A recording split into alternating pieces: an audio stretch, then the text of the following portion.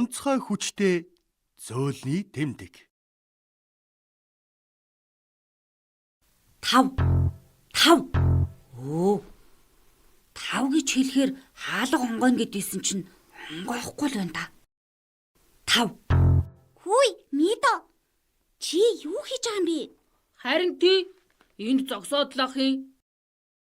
Найзуудаа, энэ хаалганд 5 гэд хэлэхээр онгойно гэсэн биз дээ. Тэгсэн чи юуроос онгойхгүй юм.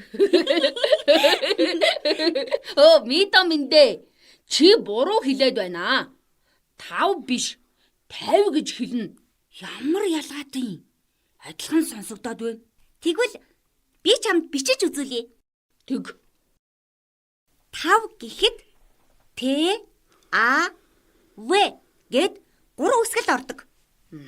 Энэ бол 5-ын тоо. Харин 50 гэхэд Т А В тэгээд хойно нь зөөлний тэмдэг ороод 4 үсгээс бүрдэнэ. Энэ бол 50-ын тоо. Бас барьж 50 гэсэн үйл үгийн утга илэрхийлнэ. Одоо л ойлголоо. Гэхдээ зөөлний тэмдэг ийм чухал үүрэгтэй юм гэж үү? Маш чухал үүрэгтэй шүү. Зөөлний тэмдэг ямар ч авиа тэмдэглэдэггүй. Гэхдээ урдах гээгүүлэгч үсгээ зөөлрүүлж хэлбэлдэг үүрэгтэй тул үгийн утгыг өөрчлөх онцгой хүчтэй. Бид чамд зөөлний тэмдэг ямар хүчтэйг одоо тайлбарлая. Энэ бол зөөлний тэмдэг. Хамтдаа үгийн утгыг өөрчлөх зөөлний тэмдгийн онцгой хүчийг мэдцгээе.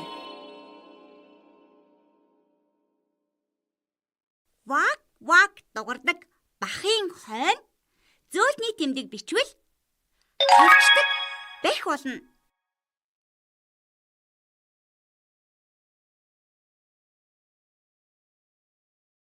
Өндөр уулын хойно зөөлний тэмдэг бичвэл уйл шувуу болно.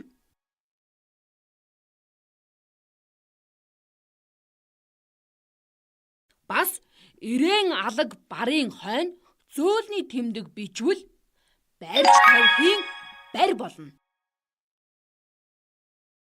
Баярлалаа зөөлний тэмдэгэ дараа үзье. Хөөх. Зөөлний тэмдэг гайхамаар онцгой хүчтэй юм аа. Тийм болохоор уншихдаа, бичихдээ, ярихдаа зөөлний тэмдэг байгаа эсхийг сайн анзаарах хэрэгтэй шүү. За Мидо. Одоо чи хаалганд 50 гэд зөв хэлээд үзтээ. Нэрээ тгий. 50.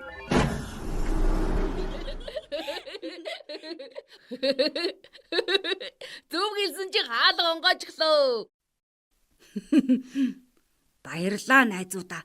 Одоо би онцгой хүчтэй зөөлний тэмдгийг мартахгүй.